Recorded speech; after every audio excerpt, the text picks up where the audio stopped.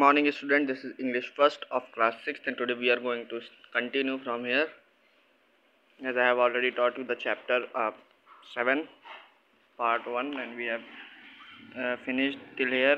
Now we will start from here. So let's start. I went to the Duke's castle. I went to the Duke's castle to give him a birthday present.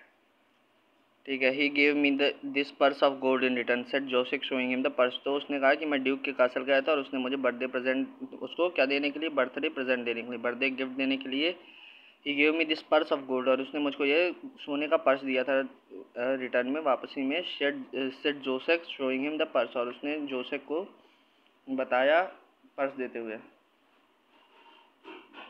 फिर So the farmer took the purse of gold and Joseph began to pull the cow. तो the farmer said thank you very much said Joseph. फिर क्या हुआ कि I will sell you this fine cow for that purse of gold. तो उसने कहा कि मैं तुमको ये गाय इस गोल्ड की जगह इस गोल्ड के लिए बेच दूंगा. The farmer said thank you very much said Joseph. तो जो फार्मर ने कहा तो धन्यवाद जोसेफ ने कहा. I am sure my grandmother would like a fine cow. तो मुझे पता है मेरी दादी को ये गाय अच्छी लगेगी.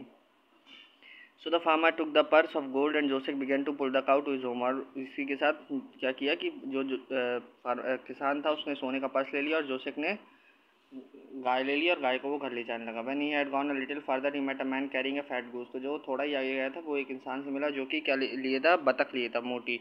Where have you been? तो उसने पूछा कि तुम कहाँ थे. Asked the man.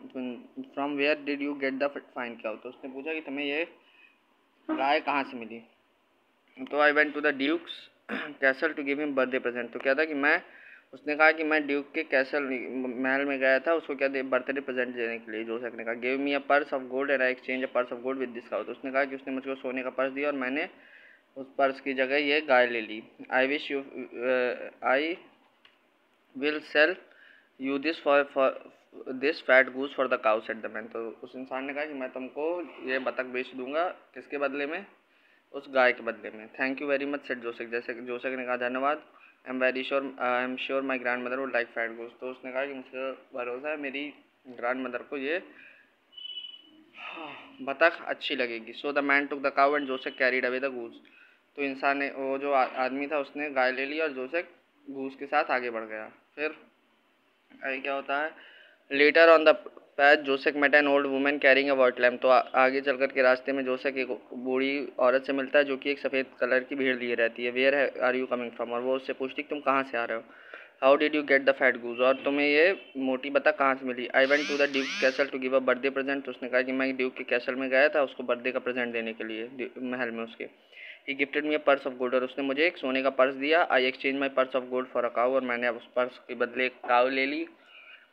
मतलब मैंने उस पर्स को दे करके उसके बदले में एक गाय ले ली फॉर दिस फैट गूज. और उसके बाद ये वाली उस गाय को बेच करके ये बतख ले ली. I will give you my white lamb for your fat goose. तो उसने कहा मैं तुमको अपनी सफ़ेद भेड़ दे दूँगी तुम्हारी मोटी